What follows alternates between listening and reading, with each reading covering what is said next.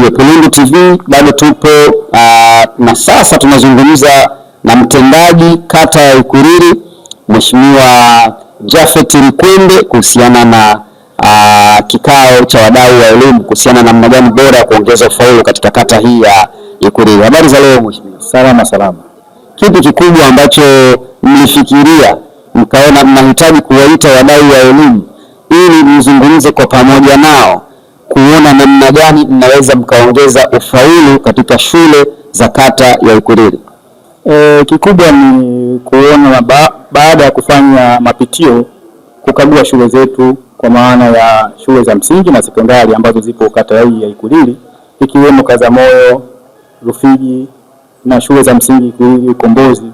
Baada ya kuona changamoto za utoro ambazo zipo kwenye mashule yetu, na ni changamoto kwa kweli, kwa sababu tumeona walioripoti, wasioripoti, lakini pamoja na kupita mitaani tumehamasisha, tumefanya kazi ya kuhamasisha. Baadhi wanapokelewa mashuleni na wanaendelea kupokelewa, lakini sasa tukaona kama kata na sisi viongozi wa kata nikiambatana na mheshimiwa diwani, tukashauriana tufanye kikao cha kuwaita wadau wa elimu ambao hao watatusaidia katika kutatua changamoto mbalimbali ambazo zipo mashuleni, lakini pia michango yao itakuwa tija katika vikao vya wazazi ambavyo kule shuleni vinafanyika. Ndio. Mwelekeo ni upi baada ya kukaa kikao na wadau? Kwa kweli ni washukuru, leo tarehe 22 tumekaa na wadau wa elimu wakiwemo wazee maarufu, watu mashuhuri, lakini pia wakuu wa shule za msingi na sekondari na viongozi wa kamati za shule kwa kata nzima ya Ikuriri, kwa maana ya shule zetu zote za msingi na sekondari. Lakini pia tumekaa na kupanga mikakati na kuona namna gani tunatoka hapa tulipo na tunaelekea pazuri. Ofisi ya kata inategemea kutoa zawadi yoyote kwa shule ama mwanafunzi au mwalimu ambaye atakuwa ameonyesha ufaulu mkubwa zaidi kuliko wanafunzi wote katika kata hii ya Ikuriri? Ni kweli tumejipanga na mheshimiwa diwani kwamba tuwape motisha angalau walimu wanaofanya vizuri katika masomo yao, na sio wao tu, hata wale wanafunzi pia wanaopata division 1 tuwatie moyo, wanaofanya vizuri mitihani yao ya madarasa tuwape motisha. Kwa hiyo tumejipanga kwa hilo, kwa sababu mwaka ndio unaanza. Motisha gani mmepanga kuwapa? Tumepanga kuwapa kiwango kidogo cha fedha ambacho angalau kitawafanya wa motivate wengine wawe na hamasa ili wafanye vizuri zaidi. Na kwa kufanya hivyo naamini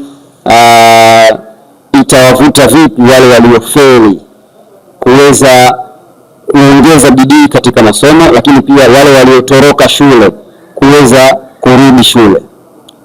Na hilo tumelipanga tutakuwa tunafanya midahalo mbalimbali ambayo itawahusisha wanafunzi hao kuona kwamba sasa wenzao wamepata zawadi kupitia mashuleni, maana kuna vikao mbalimbali, midahalo mbalimbali ya elimu ambayo tutakuwa tunaifanya kule mashuleni. Kwa kupitia midahalo hiyo, wale ambao wataona mimi leo nimekosa hamasa hata kupewa hata zawadi, basi atajitahidi kufanya vizuri ili baadaye naye apate zawadi zaidi. Mimi nikushukuru. Una zaidi? Mimi ninalo la zaidi.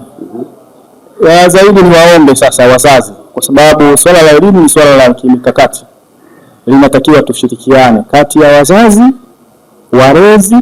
kwa maana ya walezi na wazazi, walimu pamoja na walimu pamoja na jamii inayotuzunguka. Ni waombe sasa tushirikiane kwa pamoja kuwasimamia watoto wetu hawa. Baadhi ukikaa na ukiwaita wazazi mmoja mmoja, wengi hawakai pamoja. Unakuta baba na mama wamechangana, mtoto anakaa peke yake, au mtoto anakaa kwa baba au mtoto anakaa kwa mama. Hii imekuwa ni changamoto kwa kweli. Watoto wengi ni watoro shuleni. Yale majukumu ya kuwasimamia wale watoto, wale wazazi wanapoachana, inakuwa ni ngumu sana. Kwa hiyo waombe wale walezi au wazazi ambao wanaachiwa hawa watoto, basi wajitahidi. Shule zipo kwenye maeneo yao. Kama mtoto afiki shule, basi waje mashuleni. Kuna wakuu wa shule watawaona kwa nini mtoto aje shuleni. Sio mpaka mwalimu mkuu alete majina kwa mtendaji ndio amtafute yule mzazi. Lakini mzazi pia ana jukumu la kumfuatilia mtoto shuleni, kujua maendeleo yake yakoje, anafika au afiki. Na vipi wale wanaofanya makusudi kabisa kuwapa biashara watoto waende kufanya biashara muda wa kwenda shule? Hao sisi tumepangia mikakati ambayo leo rasmi kupitia hao wadau wa elimu tumekubaliana hapa. Haya tunayokubaliana hapa ikiwemo pamoja na kuwasimamia watoto swala ya utoro, kuuza biashara mitaani watoto wakati wa shule, na wale wanaoshiriki kwenda kwenye mabonanza. Hao sisi kama serikali tumekubaliana na nimewaambia wadau tutawakamata na kuwapeleka mahakamani, hasa wale wazazi ambao hawasimamii wajibu wao. Kwa hiyo hao tutadiliana, hasa wale wenye mabonanza. Pia tumeweka utaratibu wakiwemo wenyeviti wa vijiji na watendaji wa vijiji kwenye maeneo yao wasimamie maeneo yote yenye mabonanza ambayo yanawekwa pasipo kufuata utaratibu. Lakini pia tumemwomba Mheshimiwa Diwani ambaye ni mwenyekiti wa kamati ya maendeleo ya kata, haya mabonanza yanatoka wanapokuja watu wafanya biashara ya bonanza wanafikia wilayani kwenye ofisi ya biashara inawapokea. Sasa wanapowapokea basi wawape utaratibu, na utaratibu wenyewe wanapowapa basi zile barua za nakala ambazo wanawapa basi watupatie na sisi, kwa sababu hatuwezi kujua. Maana unakuta mtu anaweka tu bonanza sehemu, hatujui hata utaratibu wake alipewa masharti gani, hatujui.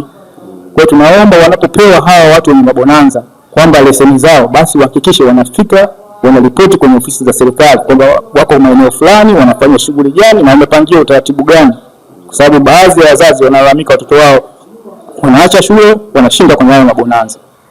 Asante sana. Nakushukuru sana.